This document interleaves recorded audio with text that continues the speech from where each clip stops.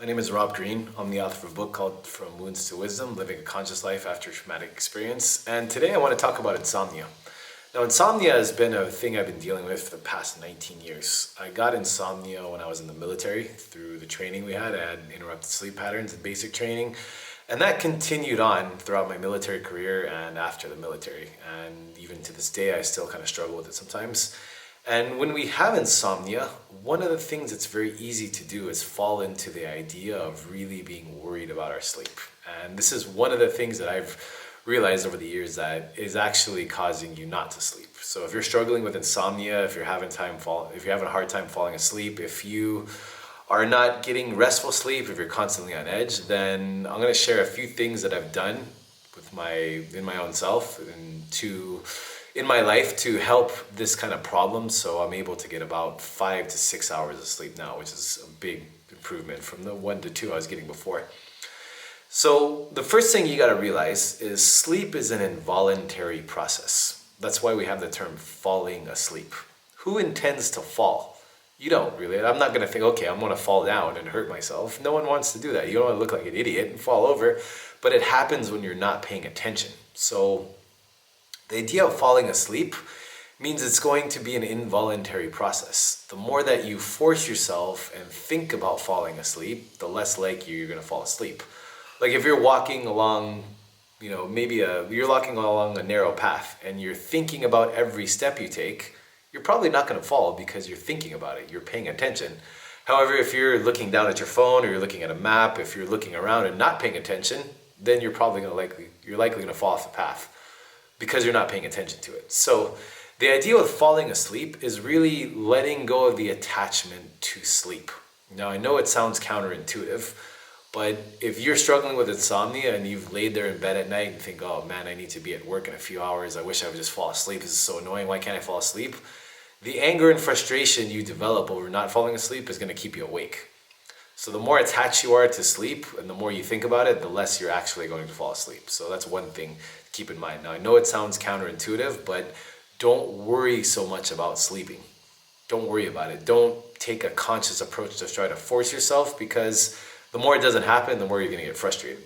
Like, falling in love. If you try to fall in love with someone, you're not actually going to fall in love because it's an involuntary process. It just happens naturally.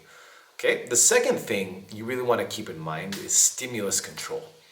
Now, a lot of us have access to our digital devices on hand. You have your iPhone, your tablet, your laptop, your TV, your smart, whatever gadget you have.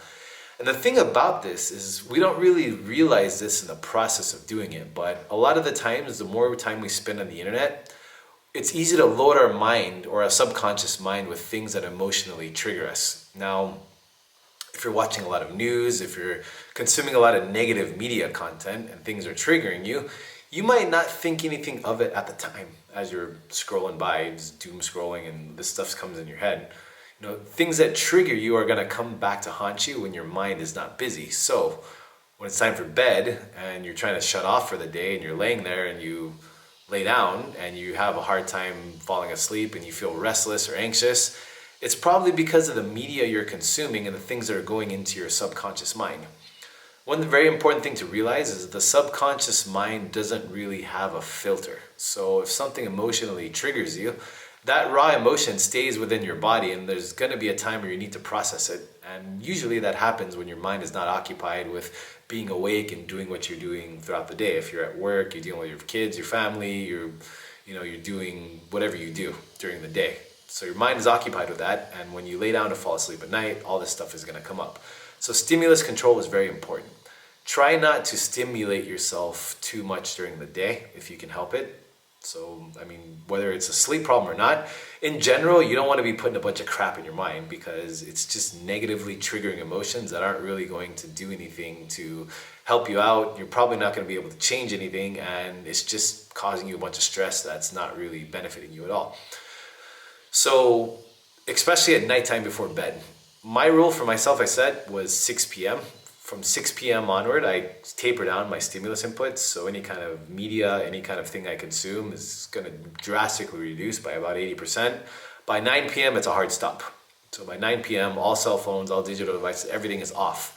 And then I'm very careful about what I choose to put in my mind. So I'll read a book, I'll listen to some music that's very relaxing, I'll have a conversation with my wife, I'll talk to some friends around, I'll do something to relax myself, and I'll consciously keep out negative stimulus that's going to trigger me, excite me. Because when that happens and you lay down to fall asleep, guess what? All that stuff comes knocking at the forefront of your mind and you won't be able to fall asleep. The third thing you want to consider too is natural supplements. Now, I was on benzodiazepines for a long time, and I came off them about a month and a half ago, and the withdrawals really, really suck, and that's very hard to deal with. So if you can't sleep at all and you're at a critical situation and you have to go the route of taking sleeping pills, I'd advise you to do so with extreme caution, because it's like a high interest payday loan. You can take it out and you can have fun now, but when the guy comes knocking at your door with a 50% interest payment demanding you pay it back, it's not going to be a fun experience. So with benzodiazepines, when you are on them for an extended period of time and you decide that you don't want to take them anymore, coming off them is going to be very, very difficult. So rather than doing that, one natural supplement that helped me, now this isn't medical advice, obviously I want you to check with your doctor, this is just something that I did that helped me. Take it for whatever it is. It's my little disclaimer to you, because I don't know what your medical situation is, and if you're watching this and you just go and do it without checking out with a health professional, that's on you. So I advise you to seek medical advice first. But for me, one thing that worked was taking a supplement called GABA. It's GABA. They have that online. You can find it everywhere. That really helped me taper off of benzodiazepines. Then it helps me relax. I'm also taking a supplement called valerian root. Valerian root is like a natural replacement for a benzodiazepine. So valerian root really helps me relax and fall asleep. Also chamomile tea is good, and also trying to basically prepare your sleep environment, like taking a whole conscious approach to prepare your environment where you're going to be able to sleep, is also a really good idea. So just to sum this up, the things that you could probably do to help you get to sleep are, number one, lose your attachment to trying so hard to fall asleep. Because remember, the word falling usually implies an involuntary process. Number two, stimulus control. Try not to put a bunch of garbage in your mind that's going to trigger you emotionally, where you get to the point where you're trying to fall asleep and all this stuff comes to the forefront of your mind.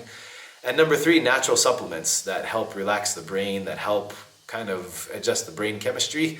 Now check with your doctor before you do any of these, because I don't want to give you any kind of unsolicited medical advice that might harm you, so you definitely want to check with a medical professional. But supplements, natural herbs, natural things that can help you sleep are definitely going to help you out in this process. So I hope this helps. If you have any struggles with sleep, if you want some advice or you need some kind of extra tips, go ahead and leave something in the comment section. I'll try to answer you when I can. Thanks for watching, and I'll see you in the next video.